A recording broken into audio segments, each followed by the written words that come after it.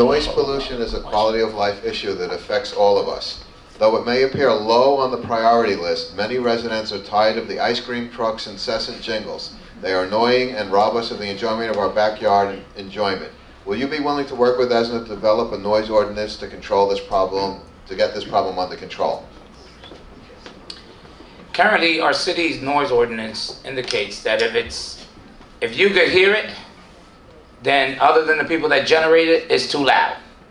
So we'll be more than glad to sit down to craft a way in which we could provide still the service that the ice cream vendors are giving to their neighborhood without the excessive noise of the jingles and the bells.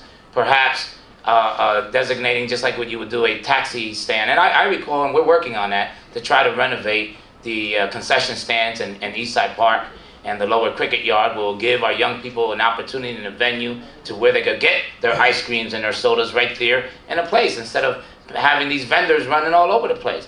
But perhaps just like we do a taxi stand or a bus stand, that somewhere is that through hours that maybe they know that that's where they come and they park, and they could probably just do one instead of continually riding around with the noise, and folks know that that's where they would need to go to congregate to buy their ice cream. But something could be crafted. But the way it goes, if the individual could hear it other than the person who's generating it, our ordinance means that it's too loud. It doesn't mean it has to be under 10 o'clock. It could be at 5 o'clock, 6 o'clock. If it's too loud for you to hear it, it's too loud. So it's just part of enforcing our existing one or coming up with an accommodation of the vendors with the ice cream. Are you with us, Jim? I'm with you. I was making notes, and then I'm trying to do two things, multitasking, but I'm not good at it, I see. I think the big question is, if it could be enforced, and it hasn't been, why hasn't it been?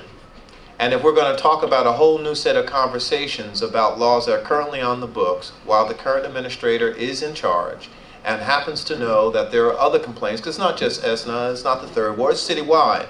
The music and the boom boxes, it's a whole bunch of that stuff. And each time we've heard when folks would respond, or the police would respond, the folks would, after the police left, they turn it back up.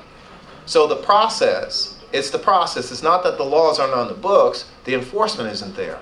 And the enforcement is pretty much suggesting to folks, do as you can, do as you will.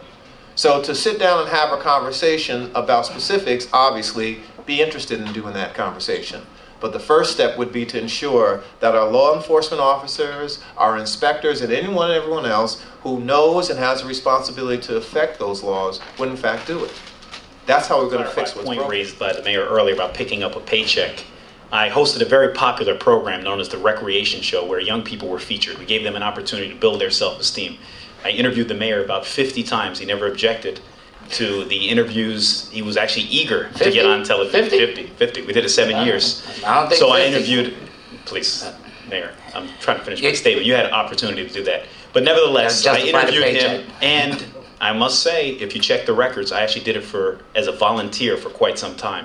And that we can prove because it's a matter of public record. But nevertheless, a plan should have been crafted. The plan is there. It's an ordinance. We don't have to craft a plan. Why reinvent the wheel? Enforce the ordinance. We have to have a mayor that has a better relationship with the police and sends the message to the men and women that ordinances on the books must be enforced. No plan has to be crafted. The plan is already in place. Let's stick to enforcing what we already have. Thank you. Thank you.